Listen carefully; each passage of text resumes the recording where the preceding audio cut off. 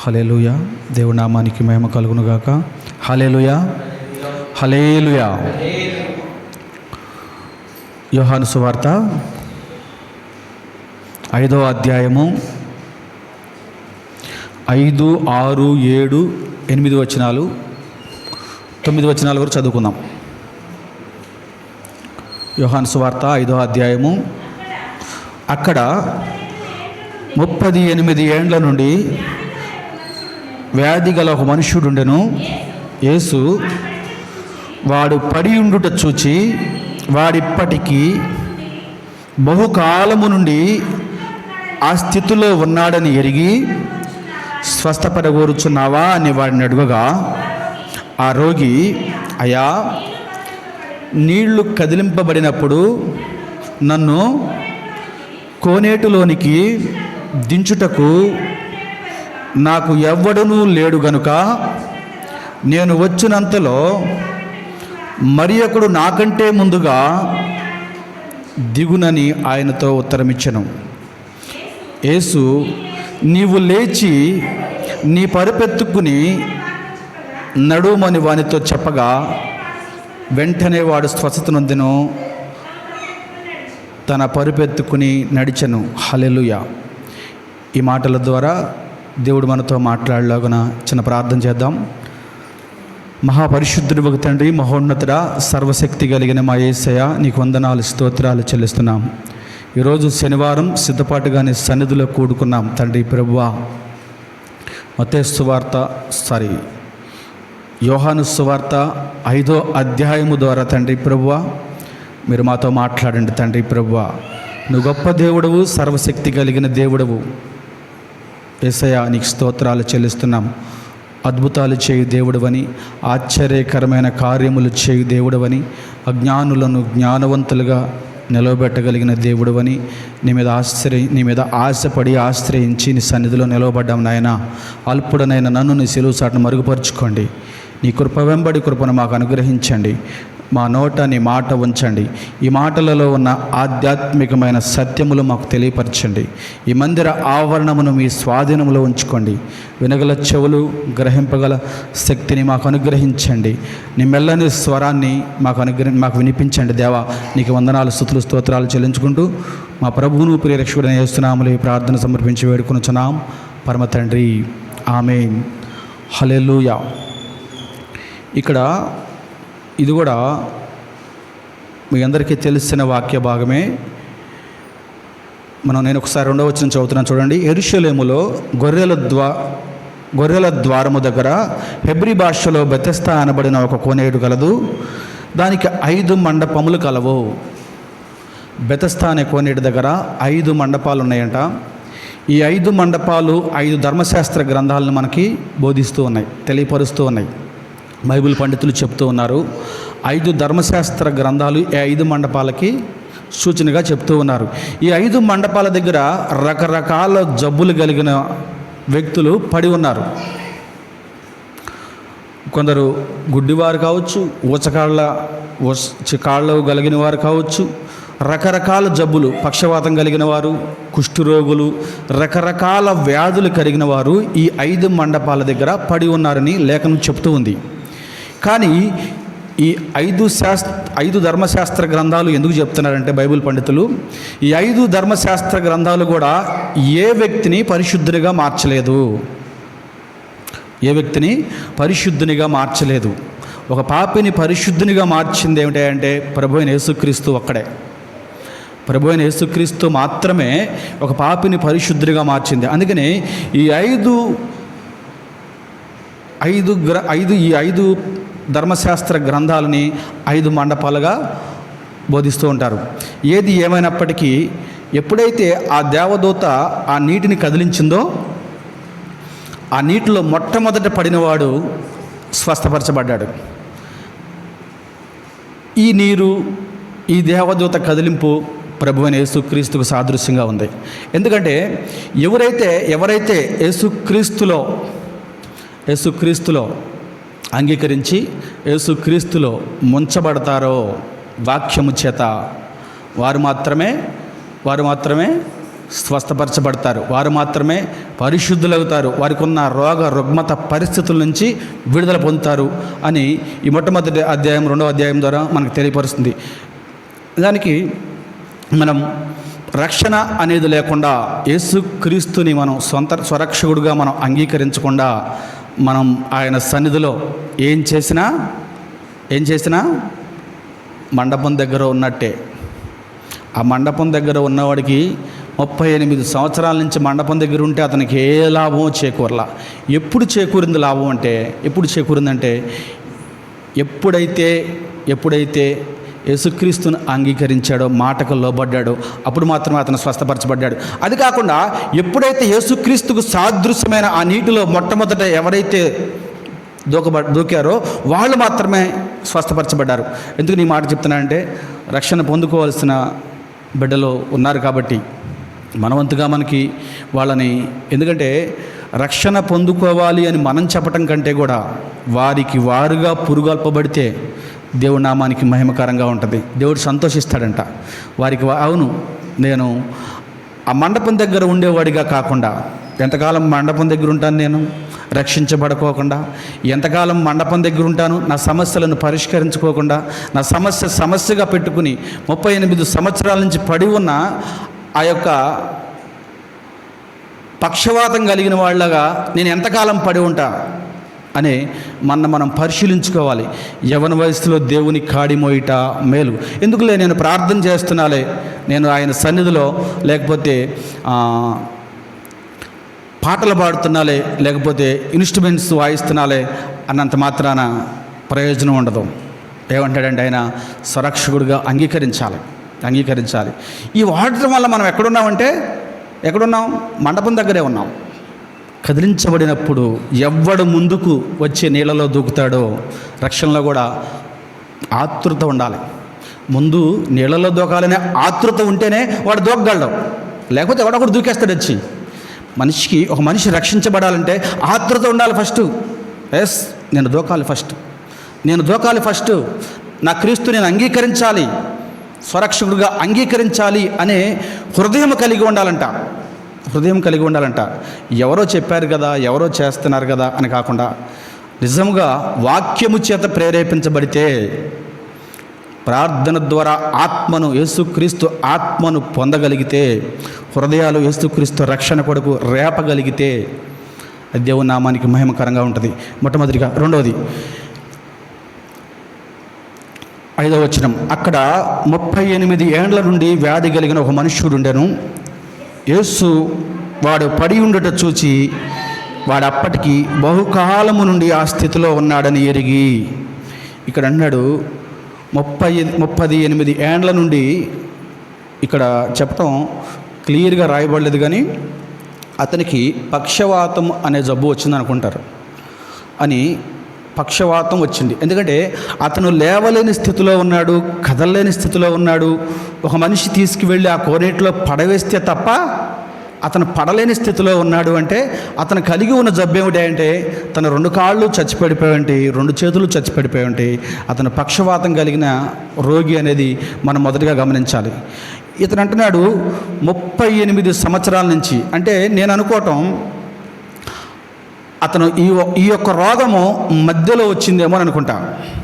అంటే మధ్యలో వచ్చిందంటే 38 సంవత్సరాల నుంచి ఆ రోగంతో బాధపడుతున్నాడు. అంటే అతనికి దగ్గర వయసు కూడా బాగానే ఉంటుంది. ఒక మనిషి పక్షవాతం ఏ వయసులో వస్తుందంటే సర్టన్ ఏజ్ ఉంటుంది. చిన్నపిల్లలకి యవ్వనస్తులకి రాదు కాబట్టి ఒక వయసు ఉంటుంది. 40 45 ఆ మధ్యలో, ఒక 50 అంటే మనం పర్టికులర్గా చెప్పలేం. కానీ అంటే అప్పటి నుంచి ఎప్పటి వరకు బాధపడుతున్నాడు? ఒక 30 ఏళ్ళకు వయసు అనుకుందాం. అంటే 38 + 28 68 సంవత్సరాలు. అప్పటికి 68 సంవత్సరాలు కలిగిన వ్యక్తి అంటే దగ్గర కాళ్ళు జాపుకుండా అనుకోవాలి. అయినా అతనుకున్న ఆశ ఏమిటంటే, నిరీక్షణ ఏమిటంటే, నాకున్న రోగాన్ని నేను స్వస్థపరచబడాలి, నాకున్న బలహీనత నుంచి నేను విడిపించబడగాలి. ఎంతకాలం వెయిట్ చేశాడంటే 38 సంవత్సరాలు వెయిట్ చేయడం అనేది ఇది ప్రాముఖ్యమైనది. అసలు ఇది చాలా ప్రాముఖ్యమైన విషయం. ఆ యొక్క పక్షవాతం కలిగిన వాడు మనకు నేర్పే పాఠం ఏమిటి అంటే నిరీక్షణలో. నిజానికి అబ్రహాముకి 75 సంవత్సరాల వయసులో నీకు బిడ్డలను ఇస్తానయ్యా అంటే ప్రతి సంవత్సరం ఏంటయ్యా 76 వచ్చేసినాయి, 77 వచ్చేసినాయి, 78 వచ్చేసినాయి అని దేవుణ్ణి అతను రెట్టించలా. దేవుడు ఇస్తానన్నాడు, ఇస్తాడంతే, దాట్స్ ఇట్. అంతే అతని యొక్క విశ్వాసం. వెయిట్ చేశాడు. కానీ ఇతను కూడా 38 సంవత్సరాలు ఖచ్చితంగా నేను స్వస్థత పొందుతాను.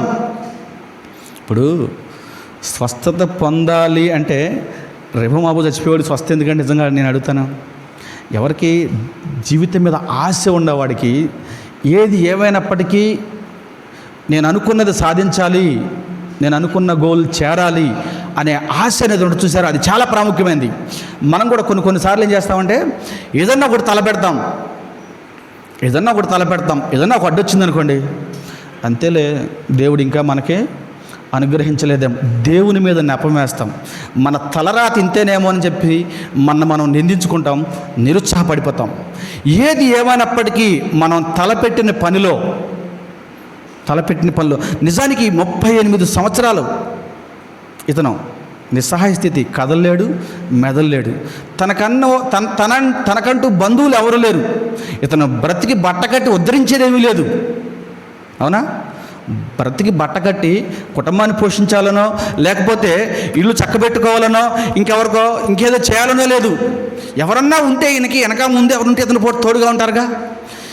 ఒంటరి వాడైన తనకే జీవించాలని ఒక ఆశ, ఎదగాలని ఆశ, అభివృద్ధి పొందాలని ఆశ, తనకున్న బలహీనత నుంచి విడుదల పొందాలని ఆశ కలిగి ఉంటే మన పరిస్థితి, ఒకసారి ప్రయత్నం చేస్తే ఫెయిల్ అయ్యాం, 2 సార్లు ప్రయత్నం చేసాం, ఫెయిల్ అయ్యాం. దాన్ని విడిచిపెట్టి ఇది మన వల్ల కాదులే అని మనం తప్పుకుంటే నిజానికి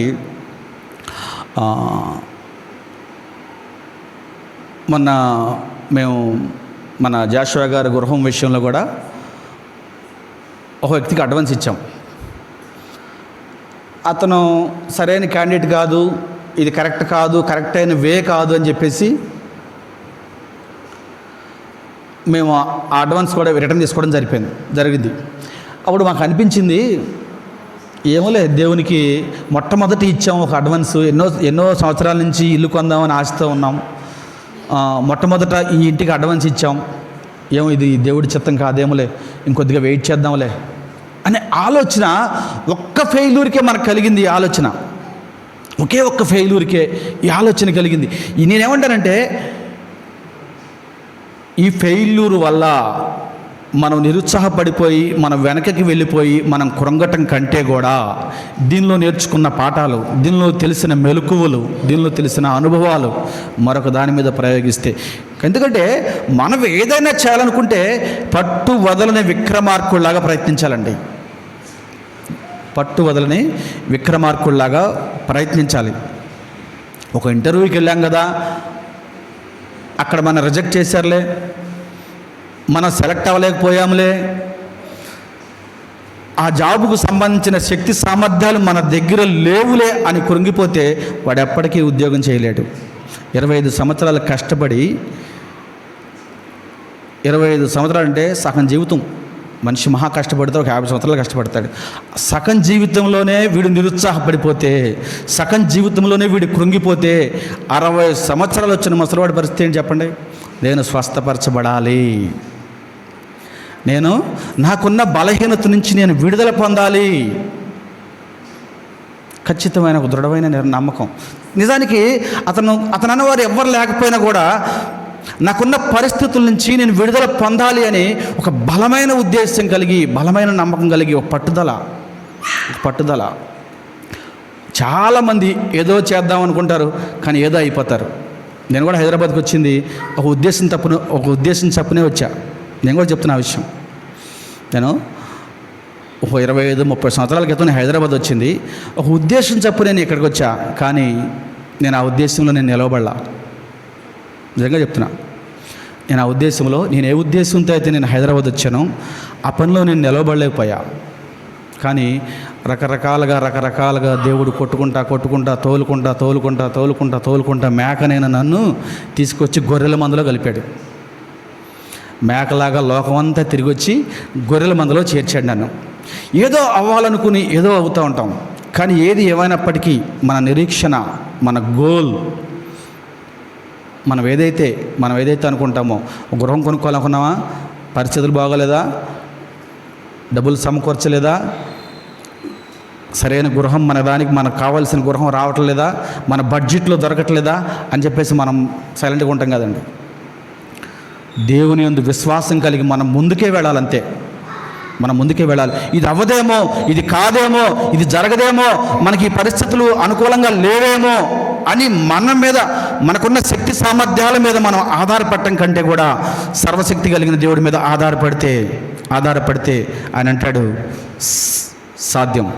ఆయన ఏం చూస్తాడంటే, నిజానికి నేను అనుకుంటాను ఆయన చూడటానికి గల కారణం ఏంటంటే, చాలామంది అక్కడ ఉన్నారు, ఈయన ఒక్కడే ఉన్నాడు రోగి ఎక్కడంటే ప్రతి మండపం దగ్గర ఉన్నారు రోగులు. యేసుక్రీస్తు ప్రభువారి కనుదృష్టి ఎందుకు ఆయన మీద పడింది అంటే, యేసుక్రీస్తు ప్రభువారు ఆయన దృష్టి పట్టి, నేను అనుకుంటాను ఆయన 28 సంవత్సరాలుగా నిస్సహాయ స్థితిలో పడి ఉండటం అతను చూస్తుంటాడు. యేసుక్రీస్తు ప్రభువారు గమనించుంటాడు.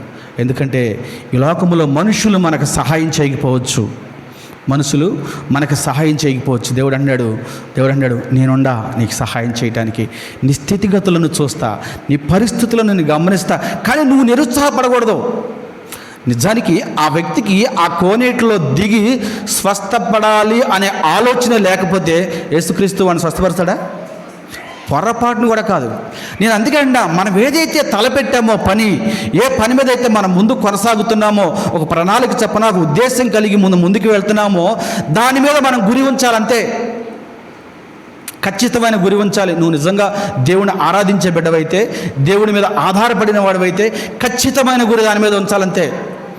మన దగ్గర డబ్బు లేకపోవచ్చు, వనరులు లేకపోవచ్చు, మనకు సహాయం చేసేవారు మనుషులు లేకపోవచ్చు. ఏది ఏమైనప్పటికీ నీ లక్ష్యం, నీ గురి ప్రభు అయిన యేసుక్రీస్తు సర్వశక్తి కలిగిన దేవుడు అని నువ్వు నమ్మి విశ్వసించి నీ పని మీద, నువ్వు తలపెట్టిన కార్యం మీద నువ్వు లక్ష్యం ఉంచితే, ఆ రీతిగా ప్రార్థిస్తే, ఆ రీతిగా అడుగులు వేస్తే దేవుడు సహాయం చేస్తాడు. వచ్చాడండి ఆయన దగ్గరికి, వచ్చి అడుగుతున్నాడు, అయ్యా అంటాడు కదా,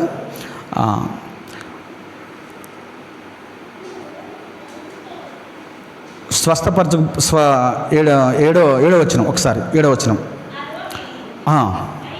అయ్యా నీళ్లు కదిలించబడినప్పుడు నన్ను కోనేటిలోనికి దించుటకు నాకెవ్వడూ లేడు గనక నేను వచ్చినంతలో మరి ఒకడు నాకంటే ముందుగా దిగునని ఆయనతో ఉత్తరమిచ్చాను. హల్లెలూయా. ఇక్కడ అంటున్నాడు, అయ్యా నాకు స్వస్థపరచబడాలనే ఆశ అయితే ఉన్నది, కానీ నా 2 కాళ్ళు 2 చేతులు నిస్సహాయ స్థితిలో పడి ఉన్నాయి. ఎవరన్నా వచ్చి నాకు సహాయం చేస్తారేమో, ఆ కోనేటి దగ్గర నేను పడి ఉన్నాను, ఆ దూత నీళ్లు కదిలించినప్పుడు ఎవరన్నా వచ్చి నాకు సహాయం చేస్తారేమో, నేను వారి సహాయము ద్వారా నేను వెళ్ళి ఆ కోనేటిలో పడి నాకున్న బలహీనత నుంచి నేను విముక్తి పొందాలని ఆశపడుతూ ఉన్నాను అంటున్నాడు. ఎవరు సహాయం చేస్తారండి?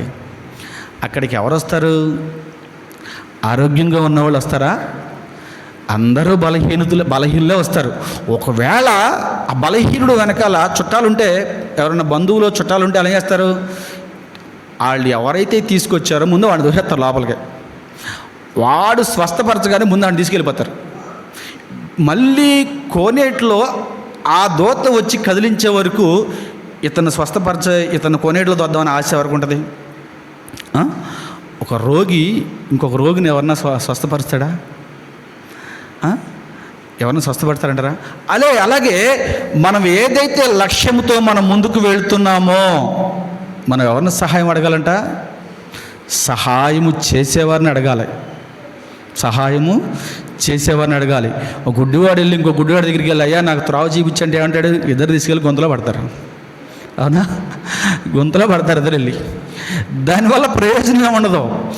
మనము ఒక లక్ష్యంతో మనం ముందుకు వెళుతున్నప్పుడు ఎవరిని అడగాలంటే, ముందు మనకి ఎవరు సహాయం చేయగలరో ముందు వారి మీద ఆధారపడాలి. వారిని అడగాలి ఫస్ట్. ఎవరిని పడితే వారిని అడిగిన వల్ల ప్రయోజనమే ఉండదు. అవునంట కదట, ప్రయోజనం ఉండదు. కాబట్టి ఇతను ఎవరిని అడుగుతున్నాడంట, ఎవరి మీద ఆధారపడుతున్నాడంట, అక్కడున్న రోగులను అడుగుతున్నాడు, రోగుల మీద ఆధారపడుతున్నాడు. అయ్యా నాకు సహాయం చేయి. నీళ్లు కదిలించే లోపలే తప్పని ఎవడ కూడా దిగేస్తున్నాడు. ఈయన సహాయం అడిగేంత ఛాన్స్ ఎక్కడ ఉంది అక్కడ అంటే ఎంత అలర్ట్గా ఉండాలంటే ఆధ్యాత్మిక జీవితంలో ఎంత అలర్ట్గా ఉండాలో చెప్తూ ఉన్నాడు. మన భక్తి జీవితంలో మనం నిద్రపోతుల వలె కాళ్ళు చేతులు చచ్చుబడిపోయి నిస్సహాయ స్థితిలో ఉండడానికి వీల్లేదు. ప్రార్థన ద్వారా, వాక్యము ద్వారా ప్రతిరోజు మన హృదయాలను పురుగొల్పుతూ ఉండాలి. ఎందుకంటే దేవుడు అంటున్నాడు, నేను దొంగలా వస్తానంటున్నాడు. ఆయన ఏ క్షణం వస్తాడో మనకు తెలియదు. మనం రేపు తీసుకుందాంలే, ఎల్లుండి తీసుకుందాంలే, డిసెంబరే, జనవరే, మార్చే, ఫిబ్రవరే అని అనడానికి వీల్లేదు. అలర్ట్గా ఉండాలి. ఆయన ఎప్పుడు వస్తే అప్పుడు నా క్రీస్తుతో పాటు నేను ఎత్తబడే గుంపులో ఉంటా, నన్ను తీసుకెళ్తాడు నా క్రీస్తు, నా దేవుడు అనే విశ్వాసము, నిరీక్షణ కలిగి మన భక్తి జీవితాన్ని, మన ప్రార్థన జీవితాన్ని కొనసాగించాలి. నేను అది చెప్తున్నా మా వాడికి. నేను చెప్తున్నానని నువ్వు రక్షణ తీసుకోవడం కాదు. నీకున్న పరిస్థితులు నువ్వు దగ్గరైన కొందుకు నీకు దూరం అవుతున్నాయి అంటే నీ పరిస్థితులను చక్కబెట్టుకోవడానికి నువ్వు దగ్గర అవ్వాలని ప్రయత్నం చేస్తున్నావు, కానీ అవి దూరం అవుతున్నాయి. దానికి సంబంధించిన అర్హతలు పొందుకున్నావు, దానికి సంబంధించిన సపోర్టింగ్ ఏది కావాలంటే అది చేయడానికి నేను రెడీగా ఉన్నా, కానీ పరిస్థితులు ఎంతకు వెనక్కి వెళ్తున్నాయో ఒకసారి నువ్వు ఆలోచించు. నేను ఒక మాట అన్నా, అరే బాబు నీ ఉద్యోగం నేనుగా ప్రయత్నించాలి అంటే నువ్వు రక్షణ తీసుకోవాలి అని వెలుగుపెట్టా. నీకు నువ్వుగా ప్రయత్నం చేసుకుంటే నా సంబంధం లేదు, కానీ నీకు నేనుగా ఏమైనా హెల్ప్ చేయాలి, నా ప్రయత్నం చేయాలంటే నువ్వు మొదటగా రక్షణ తీసుకోవాలి, క్రీస్తుని అంగీకరించాలి అని నేను ఒక మెలుగు పెట్టా. ఆ మెలుగుని ఈరోజు జ్ఞాపకం చేశా. ఎందుకురా నువ్వు, ఎందుకు నీకు వెనక్కి వెళుతూ ఉంది, ఎందుకు నీకు వెనక్కి వెళుతూ ఉందంటే ఒకసారి నేను చేసిన వాగ్దానం ఒకసారి జ్ఞాపకం చేసుకో. ఇప్పుడు మనం నీతిగానే బ్రతుకుతున్నాం. ఎందుకు మనకేమి రక్షణ అనగానే ఎక్కువ మంది, చాలామంది భయపడిపోతేమో అదేదో కోనేట్లో దూకమన్నట్టే, కోనేట్లో దూకమన్నట్టుగా ఫీల్ అవుతున్నారండి ఈరోజు పిల్లలు. యవ్వన వయసులో రక్షించబడటం ఎంత మేలు, నిజంగా ఎంత మేలు అంటే నిజంగా దేవుని యొక్క ఆత్మ వారి మీద కుమ్మరించబడద్దంట. పరిశుద్ధాత్మ వారికి తోడుగా ఉంటాడంట. బలవంతుని చేతుల బాణం వంటి వారిగా ఉంటారు యవ్వన వయసులో రక్షించబడిన వారు. అంటే ముసలోళ్ళు, మొక్కోళ్ళు, వయసు అయిపోయిన తర్వాత ఏ పాపం చేయలేని వాళ్ళు కాళ్ళకు కాటికి చాపి రక్షణ తీసుకుంటే నాకు పరలోకం వస్తుంది అని రక్షణ తీసుకునే కంటే నేను అంటాను, నువ్వు లోక ఆశలు నిన్ను కవ్విస్తున్నప్పుడు, లోక సంబంధమైన ఆలోచనలు నిన్ను వెంటాడుతున్నప్పుడు, లోక సంబంధమైన ఆలోచనలు నిన్ను వెంటాడుతున్నప్పుడు నీవు ప్రభు కోసం ప్రతిష్ఠించబడితే బలవంతుని చేతుల బాణం వంటి వారిగా ఉంటాం మనం. ఎందుకంటే అట్టి రీతిగా మన బిడ్డల హృదయాలను పురుగొల్పాలి. రక్షణ అనగానే వీళ్ళకి భయం ఏంటో నాకు అర్థం కాదు. మరి నువ్వేమన్నా, నీకు చెడ్డ అలవాట్లు ఉన్నాయా, ఏమన్నా ఫ్రెండ్స్ ఉన్నారా, చెడ్డ స్వభావం ఏదైనా కలిగి ఉందా అంటే మరి ఒక తల్లిదండ్రులుగా మాకేం కనిపించవాలంటివి, కానీ మరి ఎందుకో రక్షణ అంటే భయపడుతున్నారు. ఏది ఏమైనప్పటికీ నేను చెప్పేది ఏమిటంటే మనం రక్షణకి ఆతురత పడేవాడిగా ఉండాలి. మన చెయ్యి ఆయన చేతిలో ఉంటే ప్రొడక్షన్ ఉంటుంది. ఇక్కడ అంటాడు కదా ఆయన, నాకు ఎవ్వడూ సహాయం చేయట్లేదయ్యా, నాకు ఎవ్వడూ సహాయం చేయట్లే. ఎవరు సహాయం చేస్తారండి? ఎవరు సహాయం చేస్తారు చెప్పండి? ఎవరు చేస్తారు? ఒక యవనస్తుడు ఇంకొక యవనస్తుడు సహాయం చేస్తాడా? బాబు ఇద్దరం కలిసి వెళ్ళి బాప్తీసం తీసుకుందామని ఎవడన్నా అంటాడా? మనకు మనంగా మన హృదయములను పురిగొల్పబడాలి. 8వ వచనం, యేసు నీవు లేచి నీ పరుపెత్తుకుని నడవమని వానితో చెప్పగా వెంటనే వాడు స్వస్థత నుండి తన పరుపెత్తుకుని నడిచెను. హల్లెలూయా. వెంటనే వాడు తన పరుపెత్తుకుని నడిచెను, స్వస్థత నొందెను, లోబడే మనస్తత్వం. యేసు అంటున్నాడు, అయ్యా నాకు స్వస్థపడాలని ఆశ అయితే ఉన్నది, కానీ నన్ను తీసుకెళ్ళి ఆ కోనేటిలో నింపడానికి ఎవడు నాకు సహాయం చేయట్లేదు అనగానే, నీకు నిజంగా స్వస్థత పొందాలని ఆశపడుతున్నావంటే, అవునయ్యా నాకు అవసరం. ఈయన అనుకుంటున్నాడు, ఈయన తీసుకెళ్ళి ఈయన నా కోసం వెయిట్ చేస్తాడేమో, నాతో పాటు తోడుగా ఉంటాడేమో, ఆ దూత కదిలించినప్పుడు నన్ను తీసుకెళ్ళి అమాంతంగా నీళ్ళ పడేస్తాడేమో అనుకున్నాడు. ఆ దూత నీళ్లు కదిలించినప్పుడు అమాంతంగా తీసుకెళ్ళి నీళ్ళలో పడేస్తాడేమో. ఇప్పటి వరకు నాకు సహాయం చేసేవాళ్ళు ఏ ఒక్కరూ దొరకలేదు, కానీ నా అన్నవారు, నా ఫ్రెండ్స్ నాకు సహాయం చేసేవారు, నా బంధువులు, నాకు ఎవ్వరు లేకపోయినా పాపం ఈయన ఎవరో వచ్చాడు ఒక ఆయన, నన్ను తీసుకెళ్ళి ఆ దూత కదిలించినప్పుడు ఆ నీళ్ళలో పడేస్తాడని. ఖచ్చితంగా పడేస్తాడు. నీకున్న పరిస్థితి నుంచి పడవేయాలంటే నీ బంధువులు నీకు సహాయం చేయకపోవచ్చు. నేను అదే అంట, మనం ఈ లోకంలో మనకి ఎవ్వరు సహాయము చేసినా చేయకపోయినా దేవుణ్ణి మనం అంగీకరిస్తే, దేవుని మీద మనం ఆధారపడితే ఆయన ఏం చేస్తాడంటే తీసుకెళ్ళి అందులో పడేవసలా. ఒక్క మాట చెప్తే సార్, ఆయన ఉన్న మాట ఏంటి తెలుసా? ఆయన ఏమన్నాడు తెలుసా? తర్వాత మాట ఏదరా తర్వాత, అమ్మా నీవు లేచి నీ పరుపెత్తుకుని నడవమని వానితో చెప్పగా వెంటనే వాడు స్వస్థత నుండి తన పరుపునెత్తుకుని నడిచెను. హల్లెలూయా. ఇక్కడ అరే బాబు, నువ్వు లెగిచి నువ్వు పరుపెత్తుకుని నడవమనగానే ఊరుకోవా బాబు, నేను పరుపెత్తుకుని నడిచేవాడిని అయితే 38 సంవత్సరాల నుంచి ఇక్కడ ఎందుకు పడి ఉంటాను చెప్పు? నేను ఇక్కడ ఎందుకు పడి ఉంటాను 35 సంవత్సరాల నుంచి? నేను నా కోనేట్లకు తొయ్యవాయా నాయన అంటే నువ్వేంటి లేచి నడమ్మంటావు? నడవలేకే కదా నేను 35 సంవత్సరాల నుంచి ఇక్కడ పడి ఉన్నాను నేను అని యేసుక్రీస్తుకి ఎదురు చెప్పలే అతను. ఆ వాగ్దానమును చేత పట్టుకున్నాడు. వాగ్దానమును చేత పట్టుకుని లేవడానికి ప్రయత్నించినప్పుడు అతని నరాలన్నీ కూడా కీళ్ల మండలం నుంచి నరాలు కూడా సరిచేయబడే దిక్కుని లేచాడంట అతను. నేను అదే అంట, మనకున్న బలహీనతల నుంచి, మనకున్న నిస్సహాయ స్థితుల నుంచి, మనకున్న వ్యాధి రుగ్మతల నుంచి మనలను విడిపించాలంటే, మనం విడుదల పొందాలంటే యేసుక్రీస్తు నోటి ద్వారా వచ్చే వాగ్దానమును చేతపట్టుకోవాలి. వాగ్దానమును చేతపట్టుకోవాలి. నిజంగా అతను లోపడ్డాడండి మాటకి. మనం లోబడే ప్రజలుగా ఉండకోకుండా, వాక్యానికి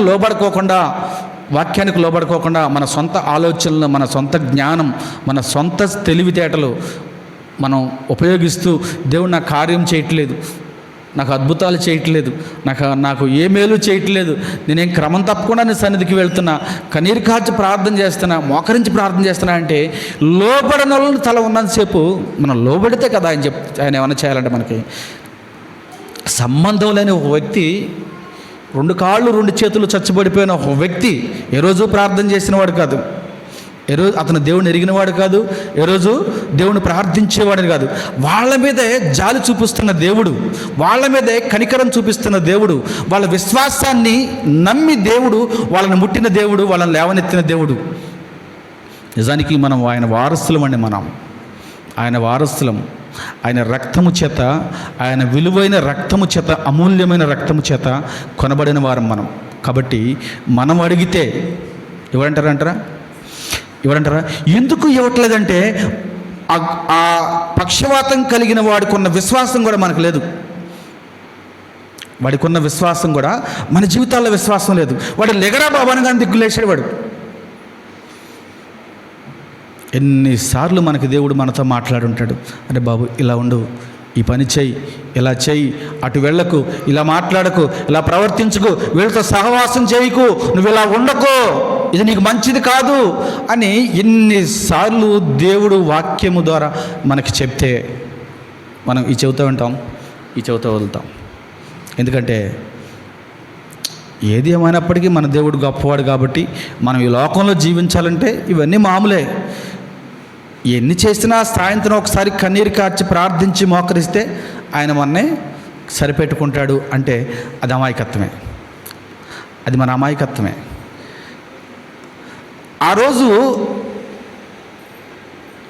ఆ ఆ పక్షవాయువు గలవాడు అతని మాట వినకపోతే, ఊరుకోవా బాబు నువ్వు, నా కళ్ళ ముందు ఇంతమంది ఆ కోనేటిలో పడి వెళ్ళిపోతే నేనేమో కాళ్ళు చచ్చిపడిపోయి కూర్చున్నాను, నన్ను ఎవడు పడేస్తాడా అని నిస్సహాయ స్థితిలో ఉన్నా, నువ్వు వచ్చి లెగమంటావేంటి, లెగలేకే కదా నేను కూర్చున్నానని యేసుక్రీస్తుకి ఎదురు చెప్పాడు అనుకోండి, వాడు అక్కడే ఉండేవాడు, ఇంకా 30 ఏళ్ళు కాదు, ఆడు పెట్టెలోకి వెళ్ళేంతవరకు కూడా వాడు అక్కడే ఉంటాడు.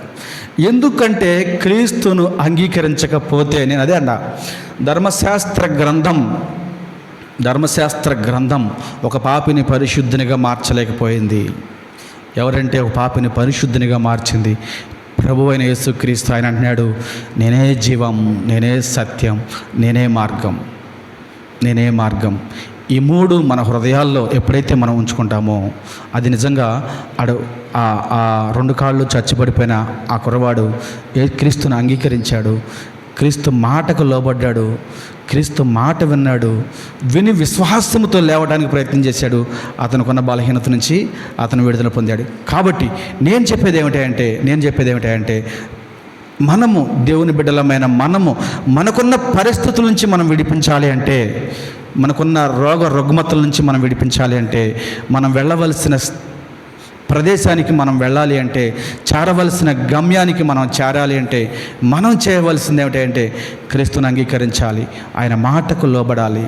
ఆయన ఏం చెప్తాడో అనేది మన చెవి ఆయన వైపు ఒగ్గినప్పుడు, ఆయన స్వరం వినడానికి మనం ప్రయత్నించినప్పుడు, ఆయన మాట్లాడే దేవుడుగా ఉన్నాడు, జీవం కలిగిన దేవుడుగా ఉన్నాడు, మన మధ్యకు వచ్చే దేవుడుగా ఉన్నాడు, మనతో మాట్లాడే దేవుడుగా ఉన్నాడు, ముఖాముఖిగా సూటిగా మనతో మాట్లాడటానికి ఆయన సర్వశక్తి కలిగిన దేవుడుగా. ఎందరో భక్తుల జీవితాల్లో ఆయన మాట్లాడలేదంటారా?